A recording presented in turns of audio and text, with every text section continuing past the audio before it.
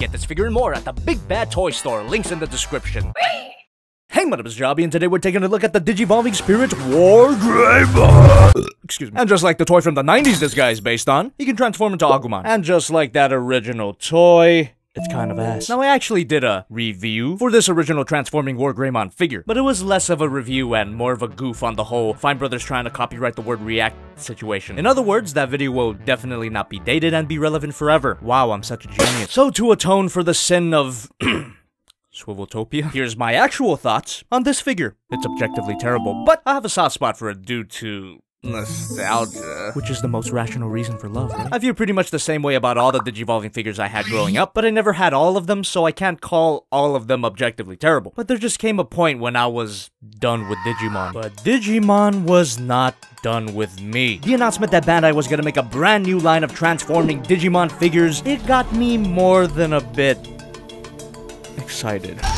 Also, quick shout out to Actar's Reviews. This post on Twitter was actually the first bit of news I heard about this announcement. So as that over-dramatic clock counted down, Jesus guys, tone it down, I fantasize about what Bandai could possibly be planning. Maybe they would make figures that do their damn best to capture the essence of the animated designs. You know, something similar to what Takara did with the Transformers Masterpiece line. I mean, they could even take advantage of all the advances in transforming toy technology. I could not be more excited for the brand new designs that Bandai was cooking up, and oh, it's just a straight up remake of the original toy. I really don't know what I expected. Needless to say, I was a bit disappointed. I mean, sure, as I said, I do have a soft spot for those original Digivolving toys, but this just seemed like such a missed opportunity for Bandai to come up with something brand new, instead of building upon a shaky foundation. And it looks like the rest of the Digivolving Spirits line are gonna have the same issues that the original figures had. I mean, there's kibble, and then there's straight up trash! So, leaving shattered expectations behind, how does this figure hold up? Well, the painting and the sculpting on this figure is actually amazing. At least, the parts that are not bad. Compared to the original toy, this is definitely a step up in terms of proportions. I mean, he's still lanky as all hell, but at least he's got an actual neck. Danny DeVito looking ass. I also appreciate how his wings, if you could even call them that, are not connected to the back of his head. They've actually got their own dedicated ball joints. That makes it somewhat believable that these aren't just two halves of a poor baby Digimon face. Oh. We'll talk about that later. The limbs on the figure actually have some sculpted in muscle definition, unlike the original toy, which is just, I don't even know what that's supposed to be. That makes this guy seem beefier than he actually is, but again, he's a bit too lanky. But at least he doesn't have a funny face. The head sculpt is where this figure truly shines, and I mean that literally. The paint here is a shiny metallic silver. Just be careful when you're handling it though, because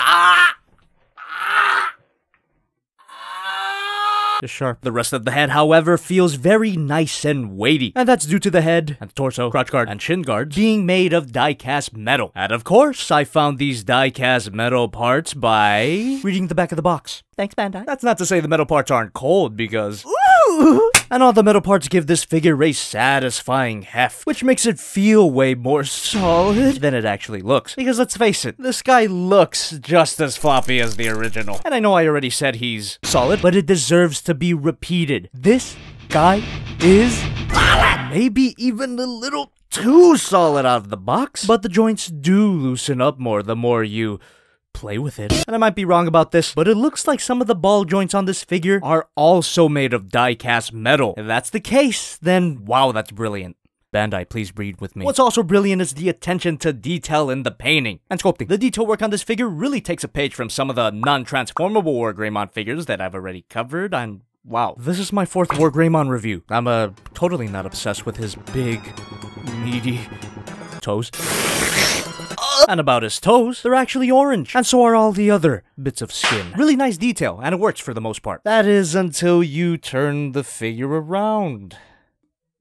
I mean, the calves aren't even orange. Jesus Christ on a stick, I don't think I even have to say anything. It is self-evident that this massive Agumon is absolutely terrible. And, dare I say, the original toy did it better. Well, yeah, you're never gonna escape this travesty because it's a fundamental part of the transformation, but at least this guy doesn't have whatever the hell this is. And to add insult to injury, there's some sculpted in detail on the butt flap, and it's supposed to look like the actual WarGreymon's back.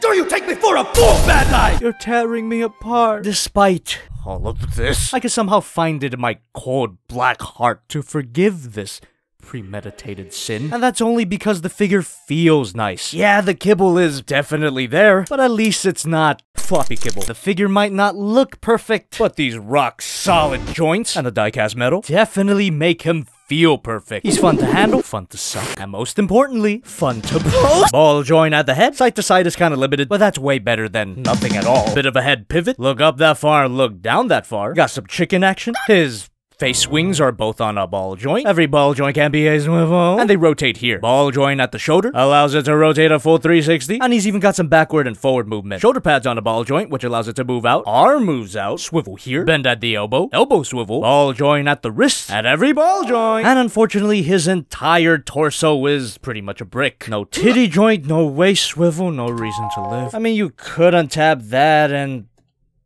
nah. Ball joint at the side skirts. Hinge joint here. Hinge joint here. Ball joint at the hips, which allows for a kick. And it moves back that far. Beautiful spread. Side swivel. Bend at the knee. Knee swivel. Ball joint at the calf. Ball joint at the ankle, which allows for a pivot that would make Papa Shark proud. Now, every ball joint can be a swivel, but not this one because it's a little too tight and that is part of the transformation, but come on. I gotta get one last one in. Posability on this guy is really good. While it is a shame about that bricky torso, it's perfectly understandable because of the transformation. But everything else is not only highly posable, but also highly solid. That doesn't even make any sense. Let's do some size comparisons. Here's Figma Matic Economy, SH Monster Edge Godzilla, Masterpiece Optimus Prime, WarGreymon, and finally, WarGreymon. This figure without a doubt improves upon this guy, but there's an important aspect where I think that this guy actually has an advantage. And no, I'm not talking about the transforming this figure is not as fun. I'll complain more about it after the royalty-free jazz.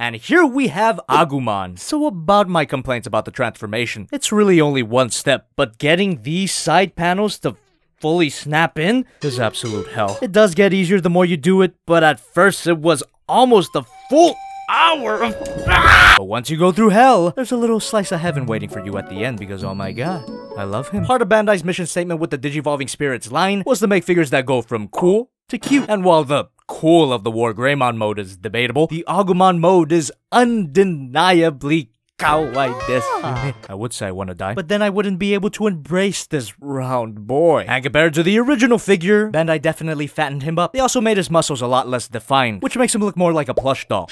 There's less man tits and more tummy. I'm all love for plush dolls, but I could see some Digimon fans missing the ugly cute aesthetic of the 90s. And if you do feel that way, do me a favor and never look at me or my son ever again.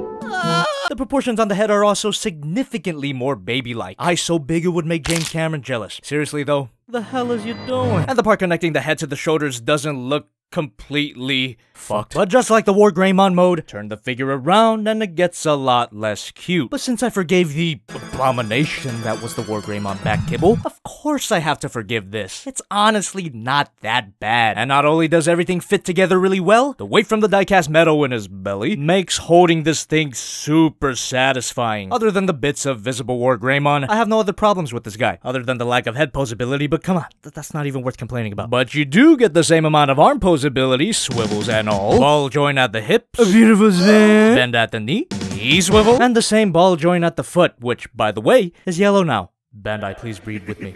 Size comparisons. Madoka Godzilla Prime, WarGreymon, and Agumon. The difference of quality between the two Agumons is greater than the difference between the WarGreymons. And a lot of you might be confused about this, but I have to be true to myself. Overall, this figure's amazing.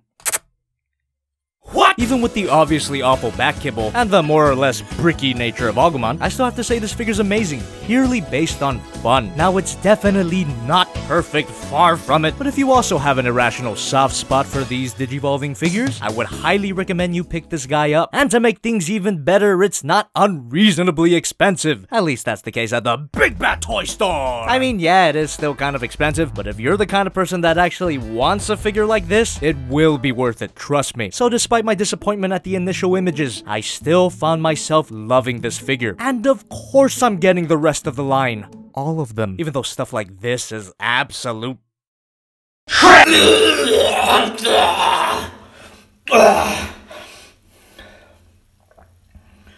This tastes pretty good. Fuck. Oh shit.